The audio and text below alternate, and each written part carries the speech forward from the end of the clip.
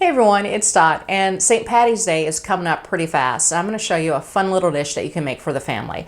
We're going to be making shamrock eggs, and that doesn't mean the eggs are going to be green. I'm not dyeing the eggs. My green pepper here is going to serve as your shamrock. I'm also going to be making a cabbage dish because if it's St. Patty's Day, you have to have cabbage. It's sort of tradition. What I'm also adding to my cabbage dish is a little bit of Tuscan kale. Here's a larger piece I'm not adding, so it's a little bit too floppy. It's going to add a nice dark green to my light green Savoy cabbage. And all I'm doing is I'm not using the little stem right here. I just ripped it along the side and then just ripped everything by hand. It really is that simple, that easy. But what we're going to do is go over to the stove now and get my cabbage cooking. I've got my ghee on medium heat. It's already melted. It's starting to crackle. I'm using a smoked chorizo sausage, so it's already cooked. I'll cut it into small discs. And what I'm doing is I'm going to render some of the fat out of the sausage. I'm going to go ahead and stir them up a bit. All right, I'm removing the sausage. I'm leaving my burner on medium. Next up, I'm adding my onions and a touch of garlic. And I'm just going to stir everything up. I'm going to add a little bit of salt to the onions and garlic. And I'm going to let the onions cook until they're nice and soft. My onions are nice and soft. I'm going to go ahead and add my cabbage. I'm going to salt the cabbage. What I want it to do is sweat and release its juices because that'll help prevent it from sticking. And I'll add a little bit more oil if needed. The cabbage is starting to wilt and cook down, which is what I wanted. Now I'm going to go ahead and add the kale, and I'll mix that throughout. I'm going to add a little bit more salt to the kale. Here I'm just adding some pepper.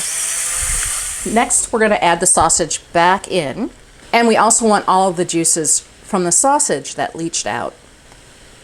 Next up, we're going to turn this to low, and I'm going to cover it. To make your little shamrocks for your shamrock eggs, you're going to take your pepper, put it on its side, and you're just going to slice off the end. What you're going to do now is you have this nice ring that sort of looks like a shamrock, as you can see here, a nice little shamrock shape.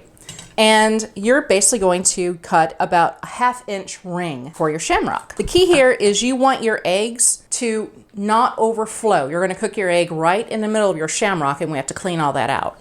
Best way to clean it out is get yourself a paring knife, and all you're going to do is just cut the membrane that is holding the seeds in here in place, and it just pops out. You want to take all the seeds off too. Okay, we had a little snafu with the rings. Not a big deal.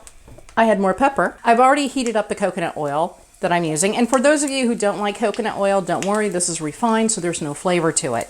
And I have this on a medium heat. I'm going to let this cook for about a minute before I add the egg. I have this on low. I'm going to add a little bit of salt, a little bit of fresh cracked pepper now, and I'm going to cover it to cook. And you're going to cook it for a few minutes. Again, you want to cook it to your desired doneness. And about minute, 2 minutes in, you want to check the yolks. If it isn't opaque, let it cook a little bit longer. Once you see like the whole yolk, everything on top of the egg is white or a light white like a poached egg, then definitely check your yolk to see how spongy it is because that'll determine your doneness.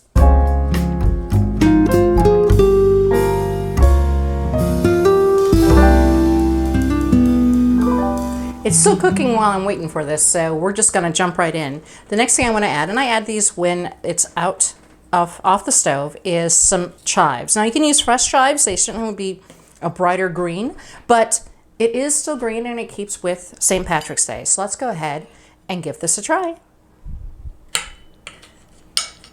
Oh, nice and yolky, which is what I want. It's probably lava hot. Get a little bit of cabbage on there. Oh, and some kale too. Bon appetit.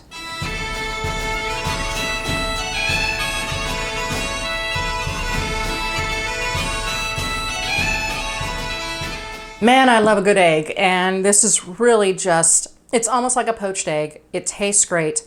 Well, egg, the yolk cooked a little bit at the bottom, which was expected, but man, this is really good. I'm going to test the cabbage separately. It was very much a mouthful of egg, which made me very happy. And the green pepper It mellows a little bit in taste when you cook it like that with the egg. I'm gonna have a bit of my cabbage dish with the chorizo sausage. Here goes.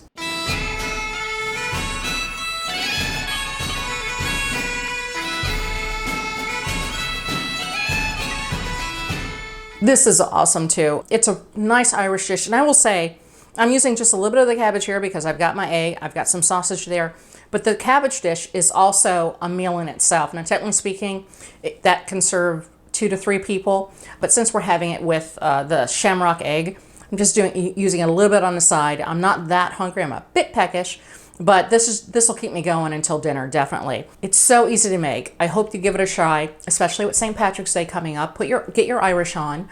And if you enjoyed the video, hit like, subscribe, share with your friends.